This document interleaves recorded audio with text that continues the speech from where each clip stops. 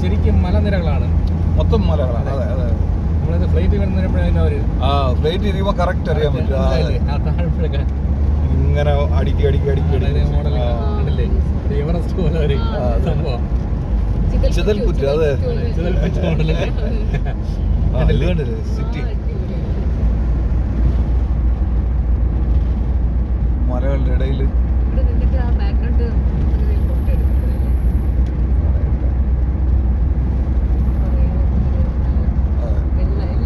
Right side ഉണ്ടോ beach? അടിപൊളി.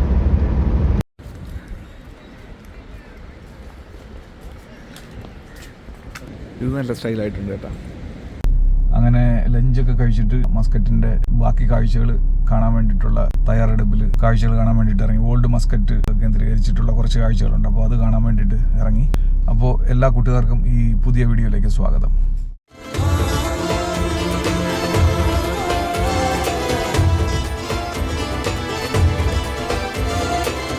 Oman എന്ന് പറയുന്നത് ഈ കുന്തിരിക്കം കച്ചവടത്തിന് പേര് കേട്ട ഒരു രാജ്യമായിരുന്നു പണ്ട് മുതലേ. അപ്പോൾ അതിൻ്റെ പ്രൗഢിയെ സൂചിപ്പിക്കാനായിട്ടാണ് ഈ റിയാൻ കുന്നുകളുടെ മുകളിൽ കുന്തിരിക്കം പോയിക്കുന്ന ബർണറില്ലേ, അതിൻ്റെ ഷേപ്പിൽ ഉള്ള ഈ കാണുന്ന ഒരു സ്റ്റാച്യു കാണുന്നത്. ഇതിൻ്റെ അറബിയിൽ ഇതിനെ പറയുന്നത് മബ്കാര എന്നാണ്. അപ്പോൾ ഈ മബ്കാര ഹിൽസ് എന്നാണ് ഈ ഒരു ഏരിയക്ക് പറയുന്നത്.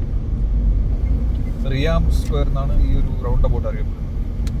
ഇതിൻ്റെ മുകളിൽ നോക്കിയാൽ ഒരു കോട്ട കാണാം. റോഡുകളിലൊക്കെ മനോഹരമായിട്ടുള്ള ഗാർഡനും കാര്യങ്ങളൊക്കെയാണ്. ഒരു വശത്ത് ബീച്ചാണ്.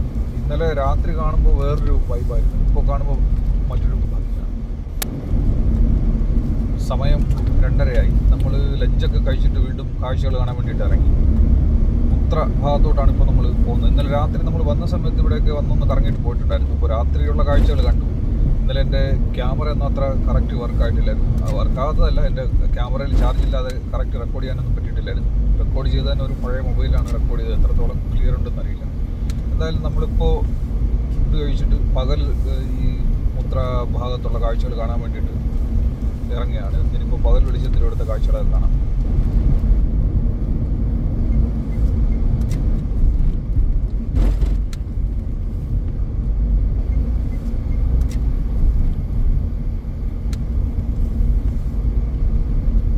നമ്മൾ ഇങ്ങനെയല്ലേ പോകും? കറക്റ്റ് അല്ലേ വഴി? നേരെ.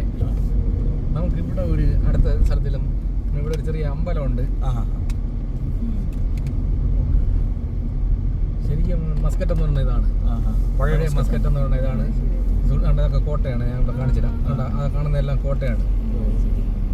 ഇവിടെ ബോർഡർ എന്ന് പറഞ്ഞാൽ ഓരോ മലയിൽ ഇങ്ങനെ തിരിച്ചിട്ട് ഇവിടെ എന്തായാലും ചേടിച്ച് കാബൂസ് ഇവിടെ ആണെങ്കിൽ ഒമാരിന്റെ മുകളിലെല്ലാം ഇതാണ് മസ്കറ്റ്. ഇപ്പൊ ശരിക്കും മസ്കറ്റ് എന്ന് പറഞ്ഞ പേര് സ്ഥലം എന്ന് പറഞ്ഞാൽ ഇതാണ്.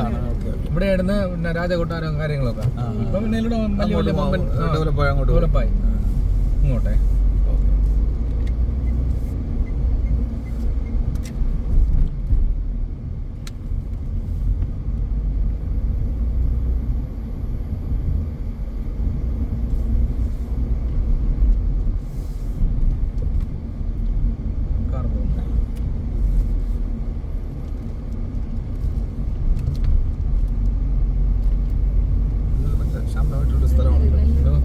ശാന്തമായിട്ടുള്ള സ്ഥലമാണ്. ഇവിടെയൊക്കെ കൂടുതലും നമ്മൾ ഇവിടെ ഉള്ള ആൾക്കാരാണ്, മലയാളികളില്ല. ഇവിടെയുള്ള ആൾക്കാരാണ് ഇവിടെയുള്ള ആൾക്കാരാണെങ്കിൽ ഇവിടെയുള്ള പാവപ്പെട്ട ആൾക്കാർ. അതെ, ഇവിടെയുള്ള നമ്മുടെ നാട്ടിലെ ഈ പാവപ്പെട്ട ഗ്രാമത്തിലുള്ള ആൾക്കാർ പറയുമ്പോൾ ബന്ധുക്കളല്ല, സാധാരണ ഒമാനികളാണ് ഇവിടെ. നമുക്ക് ഇവിടെ എവിടെയെങ്കിലും ഒന്ന് ഒതുക്കാൻ പറ്റിയ ഇവിടെ വന്ന് ഫോട്ടോ എടുക്കാം. ഇതാണ് ഒരു മിനിസ്ട്രി പാലസ് ആണ്. ഇതിൻ്റെയാണ് ഈ കോട്ട. ഈ മലയ്ക്ക് ചുറ്റും ആണ്. ഇവിടെ സൈഡിൽ നമുക്ക് കാണാൻ പറ്റും. നമുക്ക് ഇവിടെ ഒന്ന് പാർക്കിംഗ് ഇട്ടിട്ട് ഒന്ന് ഒരു ഫോട്ടോ ഒക്കെ എടുക്കാം. ഇതാണ് പാലസ് എന്ന് പറഞ്ഞാൽ. അവിടെ കിട്ടുമെങ്കിൽ അങ്ങോട്ട് കയറ്റാം. അങ്ങോട്ട് വലത്തോട്ട് പോട്ടെ, നമുക്ക് നടന്നു വരാൻ പറ്റും. ഈ സൈഡിൽ കണ്ട് ഈ കാർ കിടക്കുന്ന ഭാഗത്ത് എവിടെ കിട്ടിയാലും ഇടാം.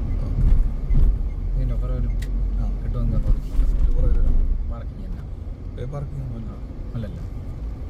എന്തോ ഒരു ബോർഡ് വെച്ചിരിക്കണം. അസംബ്ലി പോയിന്റ് എന്നാണ് വെച്ചിരിക്കുന്നത്. അസംബ്ലി പോയിന്റ് ആണ് അത്. മറ്റേ ഫയർ ഇതൊരു മ്യൂസിയമാണ്.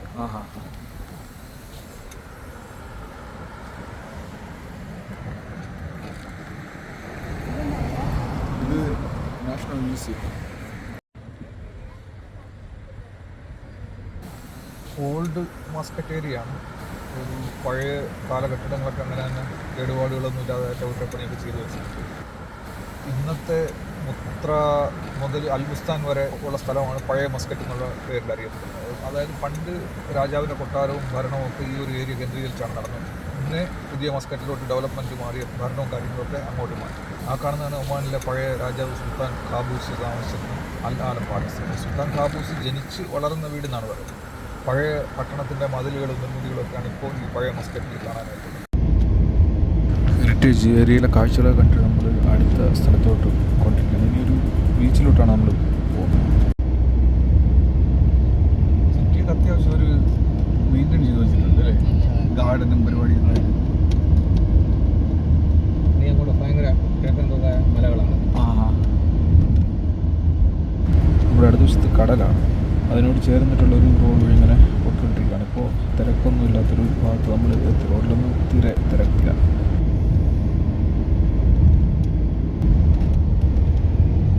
താഴെ ഒരു ബോട്ട് ജെറ്റ് ഇവിടെ നിന്ന് പോകും. ഈ ആമയെ കാണണ്ട. ആമയെ കാണാൻ ഇവിടെ ഡോൾഫിൻ വാച്ച് അത് ഇവിടെ നിന്ന് പോകണം. നമുക്ക് അടുത്ത പ്രാവശ്യം വരുമ്പോൾ ഇതൊക്കെ ഡോൾഫിൻ വാച്ച് നമുക്ക് ഒന്ന് പോവാം. അത് 10 റിയാലേ ഉള്ളൂ. ബോട്ടിൽ നമുക്കുള്ളിൽ പോയി കഴിഞ്ഞാൽ ഡോൾഫിൻ വെള്ളത്തിൽ ചടന്നത് യൂട്യൂബിൽ ഷബീർ കണ്ട് കാണും. നമ്മള് മൊസാണ്ടത്ത് പോയി. പോയപ്പോ അവിടെ ഇത് നല്ല ഇതെന്നാ പറയുന്നത്. പോയവരൊക്കെ പറഞ്ഞ് ഒരു ഡോൾഫിനെ കാണിച്ചത്. വേറെ ആ കോറം പാർക്കിൽ ബീച്ചിൽ പോയില്ലായിരുന്നു? പോയി. അത് കൊള്ളായിരുന്നു. കുറച്ച് കടല് കാണാൻ. കടല് അത് നല്ല നീറ്റ് കാണാൻ രസമുള്ളൊരു ബീച്ചാണ്.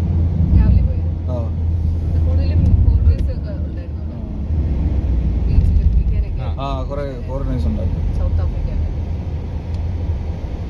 അതല്ല എങ്കിൽ ഷബീറെ നമുക്ക് ഈ സൂർ അങ്ങ് ഒഴിവാക്കാം. കാരണം ഒത്തിരി നമുക്ക് ഈ സൂർ അങ്ങ് ഒഴിവാക്കാം. ഇവിടെയുള്ള ഈ ടൗൺ ഒക്കെ ഒന്ന് കാണിച്ചു. അതുപോലെ കോറം ബീച്ച് കഴിഞ്ഞിട്ട് അപ്പുറത്ത് വേറെ നിങ്ങളും ടയർഡാവും രാത്രി. സൂർ ദൂരമുണ്ട്. അതേപോലെ തന്നെ നമ്മളിപ്പോ 100 കിലോമീറ്റർ ഉണ്ട്. അത് ഇങ്ങനെ ഈ മലയിൽ എല്ലാം കയറി ഇറങ്ങിയുള്ള പോക്കാം. തിരിച്ച് നമ്മൾ വരുമ്പോഴേ ഷബീറൊക്കെ ഒരു പരിവാണ്. പിന്നെ ഇവിടെ നിന്ന് ഇന്ന് പോകുന്നില്ലെങ്കിൽ നമുക്ക് പോകും. അപ്പൊ ഇനി അടുത്തൊരു ദിവസം വന്നേ. അതെ, ഷബീറിന്റെ ഐഡിയ. ഞാൻ എന്റെ ഒരു ഇത് പറഞ്ഞാണ്. അത് ഗവൺമെന്റ് ഓഫീസും കെട്ടിടങ്ങളൊക്കെ. Ruby 9 kilometre. റൂബിന്നാണ് ബിനോയ് വന്നത്. ഷബീറെ ക്ലാസ് താഴ്ത്തണം. രണ്ട് സൈഡും താഴ്ത്തി AC ഓഫ് ചെയ്തു. നമുക്ക് പിന്നെ നല്ല കാലാവസ്ഥ. പകുതി താഴ്ത്തിയാൽ മതി. വേഗം താഴ്ത്തി. നമുക്കിവിടെ ഒരു 2 കിലോമീറ്റർ ഈ മലയെ ഒന്ന് കയറി ഇറങ്ങിയിട്ട് റിട്ടേൺ വരാം. കാണാൻ നല്ല രസമുണ്ട്. നല്ല കുത്തിറക്കവും കയറ്റവും മല, 2 സൈഡും മലയിലാണ്. ഇതേതാണ് സ്ഥലം? ഇത് വാദിക്ക പേരാ. വെള്ളച്ചാട്ടം. അതെ.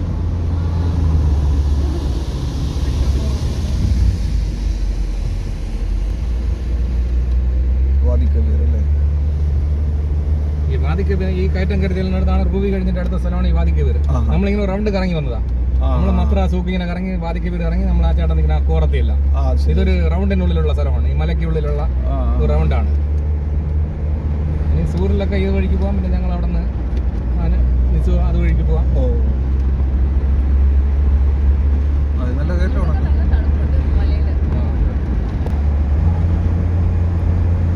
ഇതുപോലുള്ള ഇതേ ടൈപ്പിലുള്ള ടെറൈൻ നമുക്ക് ഒരുപാടുണ്ട്. ഉണ്ട്. അവിടെ ഉണ്ട്. UAE-യിൽ അവിടെ ഇതുപോലെ ഇപ്പോൾ ഒരു സ്ഥലത്തിന്റെ സ്ട്രക്ചർ വെച്ച് നോക്കുകയാണെങ്കിൽ വലിയ വ്യത്യാസമൊന്നുമില്ല. ദുബൈയും ഇവിടെ എല്ലാം ഒരുപോലെയാണ്. പിന്നെ ദുബൈയിലുള്ള ഒരു പ്രത്യേകത എന്ന് പറഞ്ഞാൽ സിറ്റി നല്ല ഡെവലപ്ഡ് ആണ്.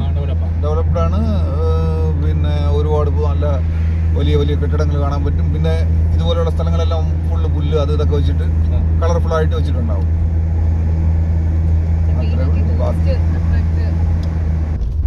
ബീച്ച് ഉണ്ടായിരുന്നു. പക്ഷെ അവിടെ മഴയോടാണോ നമുക്ക് അങ്ങോട്ടൊന്ന് കയറി നോക്കാം. നല്ലൊരു ബീച്ചാണ്.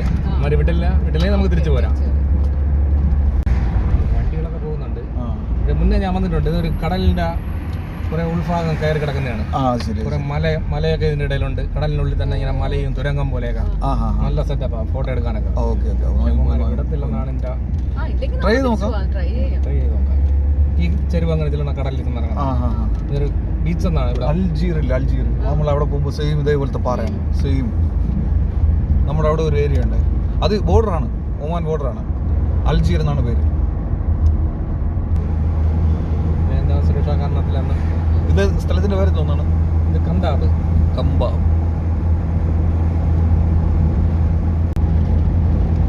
ഒമാൻ ശരിക്കും മലനിരകളാണ്, മൊത്തം മലകളാണ്. അതെ അതെ. നമ്മളിത് ഫ്ലൈറ്റ് വരുന്നവര് ഫ്ലൈറ്റ് ഇരിക്കുമ്പോ കറക്റ്റ് അറിയാൻ പറ്റും. ഇങ്ങനെ അടിക്കി എവറസ്റ്റ് പോലെ ഒരു സംഭവം. ചിതൽപുറ്റ്. അതെ, സിറ്റി മലകളുടെ ഇടയിൽ.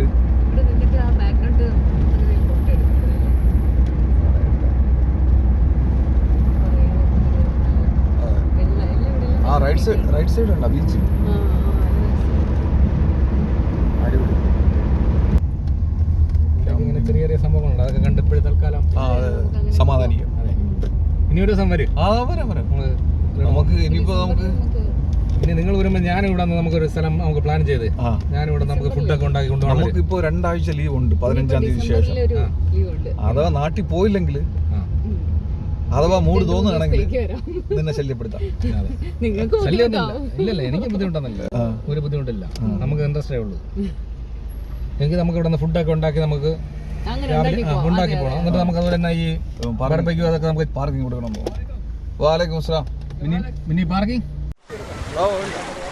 പിന്നെ ഇതൊക്കെ ഉള്ളു ബാക്കി ജീവിതത്തിൽ. ഹന്തൈ ബീച്ച് എന്നാണ് ഈ ബീച്ചിന്റെ പേര്.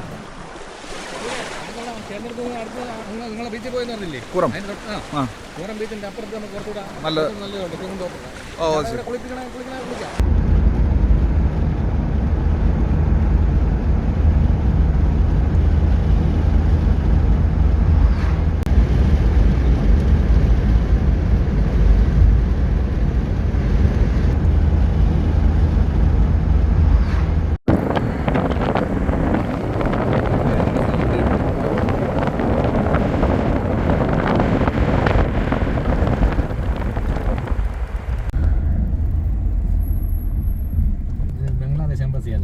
ബംഗ്ലാദേശ് എംബസി. ഓ, ഇതാണ് തെങ്ങ് ഉണ്ടെന്ന് പറഞ്ഞ കോർണിഷല്ലേ?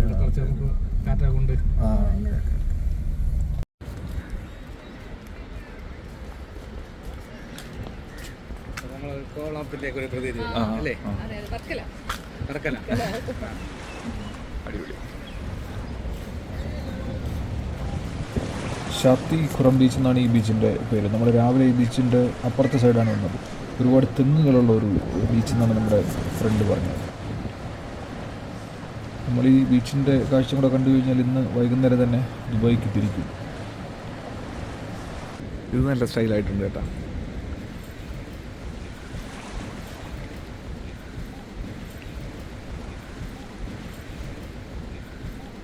സോറ കഴിഞ്ഞാൽ പിന്നെ വലിയ ദൂരമല്ലല്ലോ.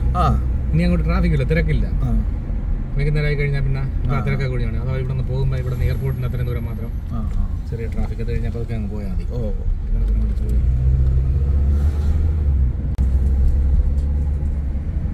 അങ്ങോട്ടാണ് നമ്മൾ അങ്ങോട്ടാണ് അവിടെ നിന്ന് രാവിലെ വന്നത്. ഓ, അവിടെ നിന്ന് ഇങ്ങോട്ടാണ് വന്നത്. ശരിയാണ്. അവിടെ നിന്ന് ഇങ്ങോട്ടാണ് വന്നത്. ഓക്കെ. ശരിയാണ്. ഈ ബ്രിഡ്ജ് എനിക്ക് ഓർമ്മയുണ്ട്. ലാസ്റ്റാണ് നമ്മളിപ്പോൾ കല്ല് കണ്ടില്ലേ, കുറച്ചൊരു അടുത്തായി. നമ്മൾ രാവിലെയും കണ്ടായിരുന്നു.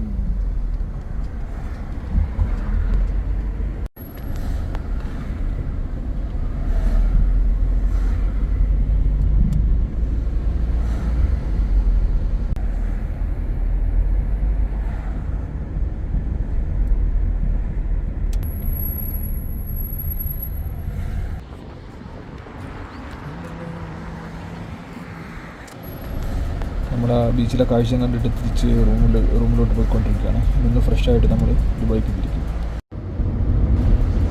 അങ്ങനെ നമ്മൾ റൂമിലൊക്കെ പോയി ഫ്രഷായിട്ട് ദുബായിക്ക് തിരിച്ചു. ഇപ്പോൾ സമയം 5:30 ആയി.